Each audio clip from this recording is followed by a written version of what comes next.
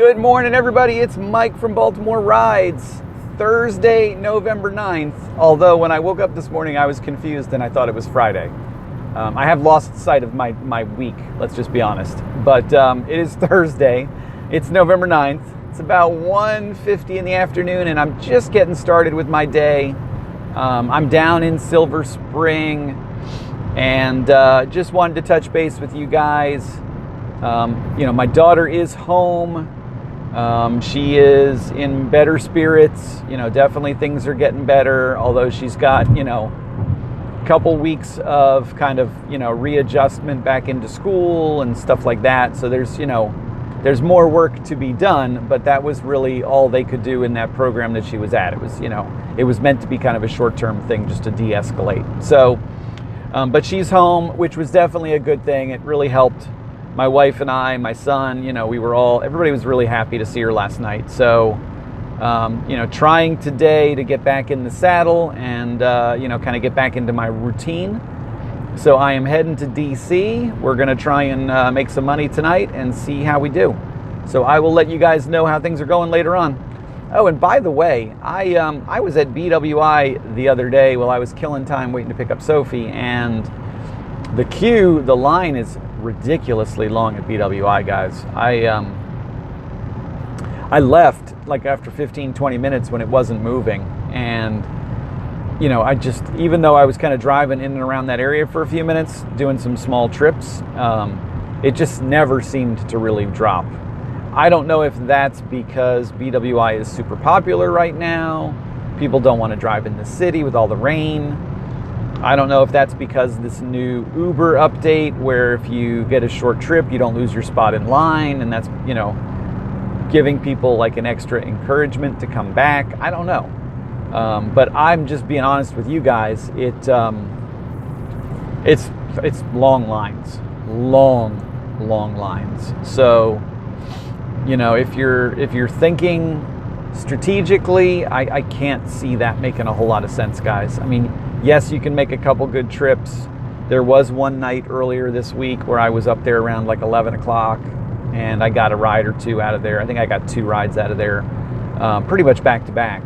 And they were both decent trips, Silver Spring and Annapolis. That's, good money. But, again, it's that crapshoot. It's totally that crapshoot. So, it's not my first choice. I am sticking with DC. I really believe it. I think it's the way to go. And, incentive-wise, it's the way to go. It makes more sense in the long run. Reagan is not an airport that suits that strategy either, by the way, because most of your trips coming out of Reagan will be short trips. They will be Crystal City, they will be DC proper, Alexandria, Arlington. They're going to be, 10 to 15 minute rides. And if you get caught in a traffic pattern in a rush hour, then you're not profitable because you're wasting a whole bunch of time to drive down, a 3-mile drive. So,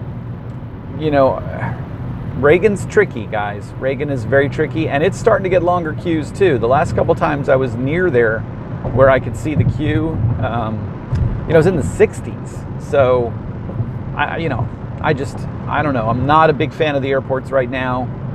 I don't think it's a productive business model. I could be wrong. And if you guys are out there making it work at the airport, then God bless you. Probably better times of the day, like would be the early morning commute. Maybe that's more successful at the airport if you get there early before the line gets long. But I don't drive early mornings. You guys know that already. So, for me, afternoon, evening driver, it doesn't make a lot of sense because by the time I get there, there's 90 cars plus in the parking lot, and it's just jam-packed. So that's that, guys. So I'm going to make some money tonight. I would love to have a big night, really kind of get back in the groove. I don't know what my expectations are, only because I haven't really been driving consistently this week. I have not looked at Gridwise yet today to see what's going on in DC. And if there is anything significant going on in Baltimore, which I don't think there is. There's some medical convention in the convention center, but I don't imagine that's drawn huge crowds. But if there is something like a Ravens game or something like that, I might reposition up there, but I doubt it because today's Thursday, I don't have any possibility of making a Quest goal. So, really at the end of the day, it's kind of like a freebie. I can go anywhere.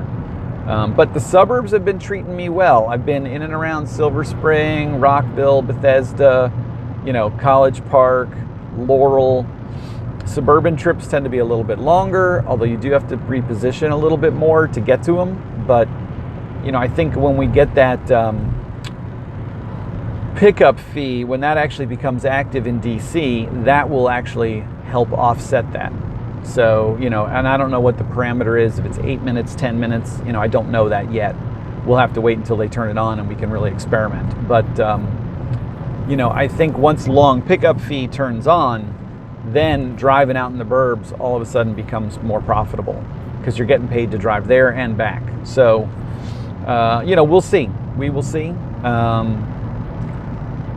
I'm just positive. I've got a lot of energy. I slept really well last night. It was a good night's sleep. So today's about just kind of throwing myself back into it and putting some big hours and some big numbers up on the board. So wish me luck, guys. Thank you, everybody that's been texting me, sending me messages, wishing me well for me and the fam. I really do appreciate that, guys. It's good to know that you guys are out there, and I'm not just, talking to myself. I know that I'm not, I know there's a lot of you guys that are, that are loyal and you watch my videos and you really care about what's going on, and that means a lot to me. And for all you new guys that keep popping out of the woodwork, and gals, by the way, new ladies and guys, I'm not being sexist, but for all of you out there that keep just appearing out of nowhere and all of a sudden saying hi to me one day, electronically, that's great. I'm glad to hear you guys are out there. I'm glad you guys are getting over your shyness. Just introduce yourself to me. I'm not a celebrity. I'm just a guy. I am not a celebrity. I am just a goofy guy driving for Uber and Lyft. And yeah, I'm back with Lyft. Been doing it for a few days now, just, again, just to try and get myself back on the board. But, we'll see how things turn out this weekend. Uber's always going to be my main squeeze. So if Uber is productive and active, then I won't need Lyft. But if Lyft is, if it's quiet like it has been in the rain these past few days, I'll roll with both and just bounce back and forth. I don't know what my Quest goal is for the weekend yet. They don't announce that until late this evening. Usually about 8, 9 o'clock I get the text. So we will see what that looks like. And then also, I don't get any of the Lyft incentives. I don't know if that's because I've not really done a lot of trips with Lyft since I turned it on. I think I've only done like 100 trips total. So, maybe that's why they don't see me as being a productive driver enough to give me power bonus and all that other nonsense. But it's kind of hard to turn away from Uber that's giving me extra money to do my job when Lyft is not. So, and customers are complaining that Lyft's fares are going up and Uber's fares are going down. So we'll have to wait and see how that plays out. I think it's kind of a turning point in the ride-sharing industry. Is slowly coming up on the horizon where you'll start to see people really, really picking sides. And battlegrounds really forming over cities that are strongly one or the other. A lot of scuttlebutt in the news about Uber's helicopter video that got posted on and went across the major media. I will say this, because I responded to a couple people over the internet the past few days. It's a CGI mock-up video. And you can tell that because when you watch the girls on the two ladies up on the roof, the employee and the customer, their hair doesn't move. So you got a giant helicopter plane with blades spinning ridiculous amounts, and their hair's not even so much as touched. So, that's CGI right there. And 2, Uber officially came out and said, there's no technology for that particular crazy looking space vehicle. No vehicle exists that is that kind of a VTOL, vertical takeoff landing helicopter plane. It does not exist, period. So, not to mention, no type of passenger drone technology exists either. The FAA hasn't approved anything like that. There's no refueling. There's no, none of the technology exists to make that video a reality. But it's a wonderful kind of mock-up representation of what they could see happening in some major cities. So And LA is a perfect example of a city that would benefit from it. You think about how huge the West Coast is. Being able to hop in a helicopter and go from building to building, or get in a helicopter and go to San Diego, or go to wherever, up and down the coast, is significant. That would be like somebody getting in a helicopter in Philly and then going to New York or going to DC. Something that's a very long car ride all of a sudden becomes a very short air ride. But again, no technology exists, guys. We might as well be talking about Uber on the moon or Uber on Mars. It's just not there yet. And this is the same thing with Lyft and their pilot program in some city in Arizona to pilot self-driving vehicles.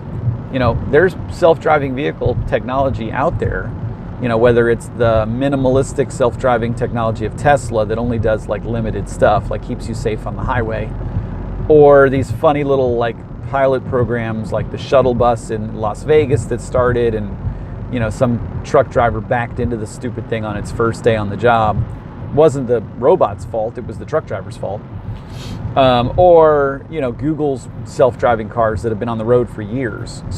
But it's nowhere near ready yet, guys. It's not. And if you know anything about DC, you've probably seen those stupid little food delivery robots on the sidewalk. And I joke about that with people all the time. They're wonderful in a novel sense, but your food's cold by the time it gets to you, because that damn thing is confused half the time. It gets to a circle or a rotary or a crosswalk that's a little bit funny shaped, and it is just done. It just sits there chittering and shaking and has no idea what the hell to do. And a lot of times there's a handler walking behind the robot, kind of like programming it or guiding it, I think, to over obstacles. So again, it's not really a self-driving robot if it's got some dude walking 10 feet behind it, kind of helping it through its problems. So infancy, guys. We're baby steps. We are not ready for Skynet to take over yet. We're just not. But that doesn't change our industry. Our industry is there's going to be ground vehicles, gas guzzling cars for many, many years to come. And that means they're going to need drivers.